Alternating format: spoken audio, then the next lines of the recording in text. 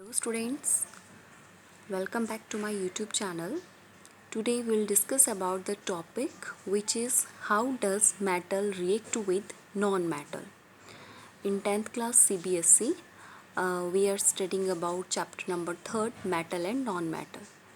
So in this topic we'll discuss that how does a metal react with non-metal. Students metal non metal से कैसे react करता है उसके बारे में हम जानेंगे। मेटल्स के बारे में आपने सुना है कि जो मेटल होते हैं मोस्टली कैटायन होते हैं। मेटल्स आर मोस्टली कैटायन, इसके बारे में भी जान लेते हैं। और मेटल में जैसे आपने एग्जांपल देखा सोडियम, पोटेशियम, कैल्शियम एट्सेट्रा। जैसे सोडियम के बारे में हम बात करें तो सोडियम का जो एटॉमिक नंबर है वो स्टूडेंट्स कितना है, 11 नंबर है। तो फर्स्ट शेल में मैक्सिमम इलेक्ट्रॉन कितने फिलअप होते हैं, 2 इलेक्ट्रॉन फिलअप होते हैं। नेक्स्ट शेल में 8 फिलअप होते हैं और 11 है, इसलिए इसका जो थर्ड शेल है यानी कि फर्स्ट के, नेक्स्ट एल और एम शेल के अंदर इसमें कितने इलेक्ट्रॉन होंगे बच्चों, 1 इलेक्ट्रॉन होगा। ओके स्टूडेंट्स, तो अब देखिए कोई भी जो एलिमेंट होता है वो अपने आप को स्टेबल बनाना चाहता है। स्टेबल बनाने का मतलब है it want to get the electronic configuration like noble gases. ये जो नोबल गैसेस होती हैं, कोई भी एलिमेंट होता है वो अपना आउटर मोस्ट शेल का जो कॉन्फ़िगरेशन है वो नोबल गैस जैसा बनाना चाहता है। यानी कि हम कह सकते हैं कि it want to complete its octet, it want to fill up its octet, या फिर कह सकते हैं कंप्लीट इट्स ऑक्टेट। यानी स्टेबल बनाने के लिए आउटर मोस्ट शेल में या तो 0 इलेक्ट्रॉन रखना चाहता है कोई भी एलिमेंट, या फिर 8 इलेक्ट्रॉन रखना चाहता है। और यही प्रॉपर्टी किसकी होती है, नोबल गैसेस की होती है। नोबल गैसेस कौन कौन सी हैं वो भी हम जान लेते हैं। इसमें आती है जैसे कि helium, neon, argon, krypton, xenon, radon. तो ये सब जो गैसेस हैं ये हम 5th चैप्टर में फिर आगे डिस्कस करेंगे कि ये नोबल गैसेस हैं और इनके बारे में थोड़ा और डिटेल में पढ़ेंगे। बट अभी थोड़ा सा बेसिक नॉलेज ले लेते हैं कि नोबल गैसेस क्या होती हैं। ऐसे एलिमेंट या फिर ऐसी गैसेस जिनका आउटर मोस्ट शेल या तो कम्प्लीटली फिलअप होता है या कम्प्लीटली एम्प्टी होता है, और इनका जो ऑक्टेट होता है वो स्टेबल रहता है। और उनमें गैसेस जैसे कि helium, neon, argon, krypton, xenon, radon, ये गैसेस नोबल गैसेस होती। तो जो अदर मेटल हैं जैसे सोडियम, पोटेशियम, कैल्शियम, मैग्नीशियम, ये एल्यूमिनियम, सभी मेटल क्या करना चाहते हैं, अपना outermost shell noble gas जैसा बनाना चाहते हैं। यानी कि आउटर मोस्ट शेल में या तो 0 इलेक्ट्रॉन रखना चाहते हैं या फिर 8 इलेक्ट्रॉन रखना चाहते हैं। तो ऐसा करने के लिए क्या होगा, यहाँ पर देखिए जैसे सोडियम है, सोडियम के पास लास्ट वाले शेल में, आउटर मोस्ट शेल में क्या है, 1 इलेक्ट्रॉन प्रेजेंट है। और ऐसी कंडीशन में ये एलिमेंट स्टेबल नहीं है, यानी कि नोबल गैस जैसा कॉन्फ़िगरेशन नहीं है इसका, ना तो 0 है लास्ट में ना ही 8 है। तो ऐसा करने के लिए ये मेटल क्या करेगा, इस 1 इलेक्ट्रॉन को लॉस कर देगा। ओके, तो 1 इलेक्ट्रॉन को लॉस करने पर इसका कॉन्फ़िगरेशन हो जाएगा 2 and 8। तो आउटर मोस्ट शेल में 8 इलेक्ट्रॉन हो गए, मीन्स ये स्टेबल हो गया। तो ऐसा करने के लिए इसने 1 इलेक्ट्रॉन को लॉस किया। और जब कोई एलिमेंट इलेक्ट्रॉन को लॉस करता है तो उसको हम क्या बोलते हैं स्टूडेंट्स, इसको हम कैटायन बोलते हैं।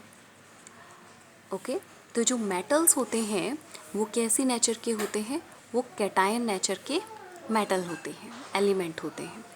वहीं अगर हम एनायन की बात करें, यानी कि जो नॉन मेटल्स हैं,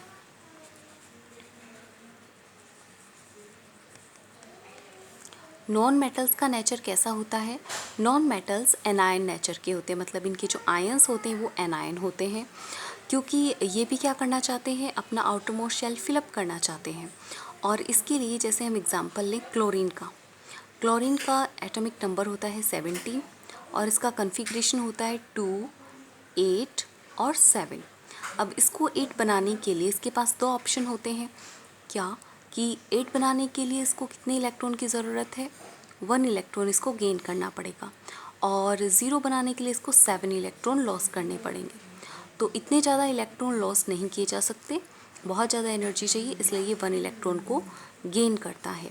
और जब इलेक्ट्रॉन को गेन करता है कोई एलिमेंट तो उस पर नेगेटिव चार्ज बढ़ जाता है और उसको हम बोलते हैं एनायन। तो इस तरीके से जो मेटल्स नॉन मेटल होते हैं वो एनायन कहलाते हैं क्योंकि इलेक्ट्रॉन को लॉस करते हैं। तो इसको हम बोलेंगे anion. By losing of electron तो बनता है कैटायन। और by losing of electron from, कहाँ से ही लॉस करते हैं, from outermost shell of the element of the atom of element, it become cation। तो वो कैटायन बन जाता है, पॉजिटिव चार्ज्ड आयन बन जाता है। और इसी तरीके से bye gaining of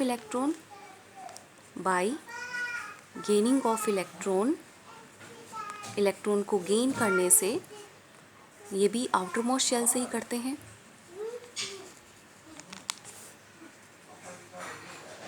From outermost shell the element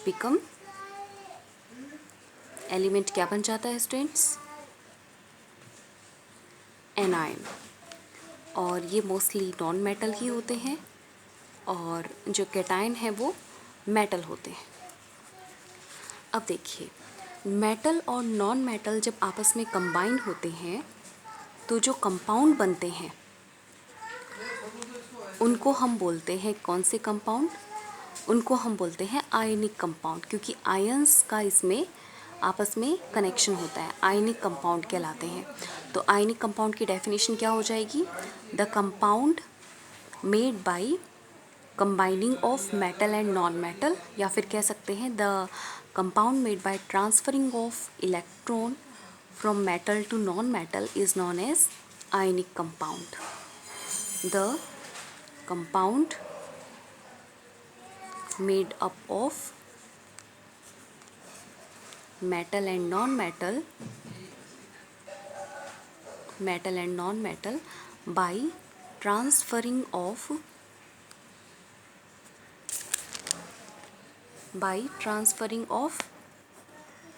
electrons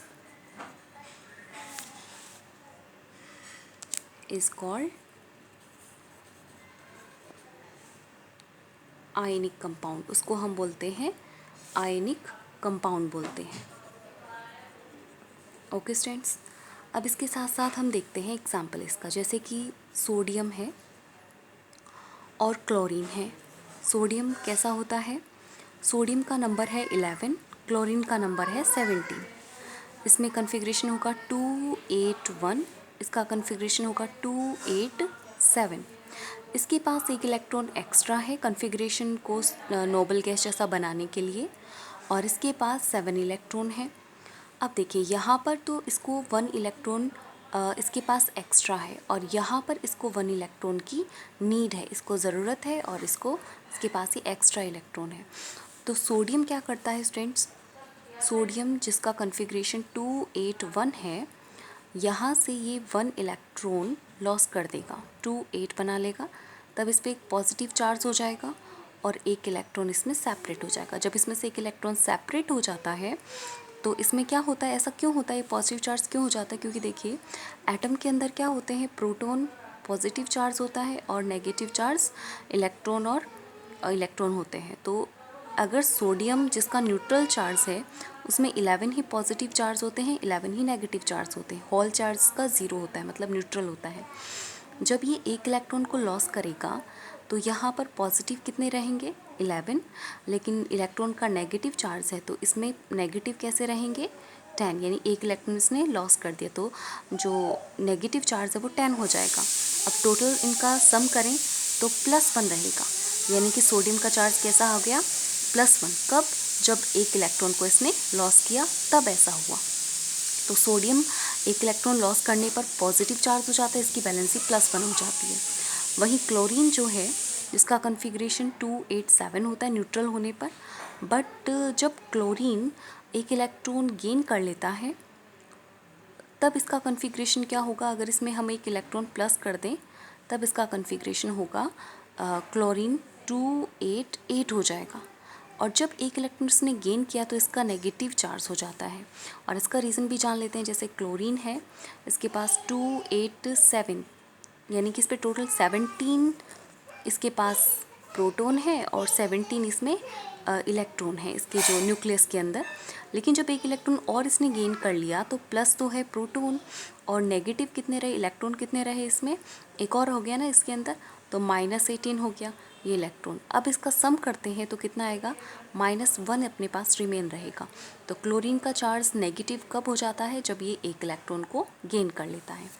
अब सोडियम को और क्लोरीन का जब हम कंपाउंड शो करेंगे, इसका इलेक्ट्रॉन डॉट स्ट्रक्चर बनाएंगे, तो देखिए इसमें सोडियम के पास आउटर मोस्ट शेल में कितना इलेक्ट्रॉन है?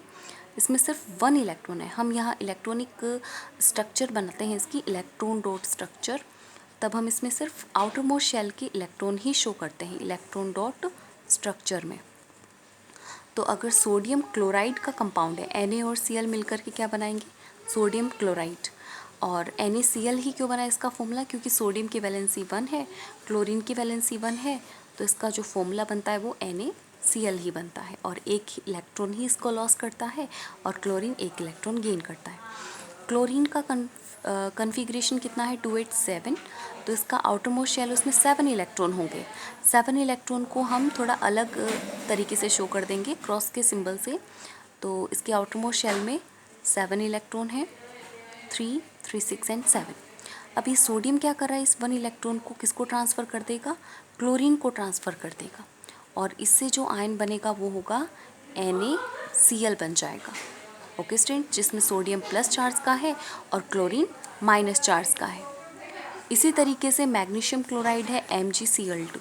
अब यहाँ पर मैग्नीशियम क्लोराइड में 2 आयन क्लोरीन के होंगे और 1 आयन इसमें मैग्नीशियम का होगा। मैग्नीशियम का जो आउटर मोस्ट शेल है उसके अंदर इसका कॉन्फ़िगरेशन होता है 282। तो आउटर मोस्ट शेल में कितने इलेक्ट्रॉन हुए, 2 इलेक्ट्रॉन हुए। और क्लोरीन के आउटर मोस्ट शेल में उतने ही हैं, 7, लेकिन इसमें 2 एटम हैं क्लोरीन के, 3, 4, 5, 6 एंड 7। इधर भी 7 इलेक्ट्रॉन ही होंगे। और ये मैग्नीशियम दोनों क्लोरीन को एक एक इलेक्ट्रॉन ट्रांसफ़र कर देगा और इनके साथ कंबाइन होकर के एक आयन कंपाउंड बनाएगा, उसको हम बोलेंगे MgCl2। तो इस तरीके से आयनिक कंपाउंड बनते हैं। तो आयनिक कंपाउंड की डेफिनेशन हम दे सकते हैं कि इलेक्ट्रॉन के गेन और लॉस करने से जो कंपाउंड बनते हैं, इलेक्ट्रॉन के ट्रांसफ़र करने से जो कंपाउंड बनते हैं, मेटल और नॉन मेटल के कॉम्बिनेशन से जो कंपाउंड बनते हैं, या फिर कैटायन और एनायन की कॉम्बिनेशन से जो कंपाउंड बनते हैं, उनको हम बोलते हैं आयनिक कंपाउंड।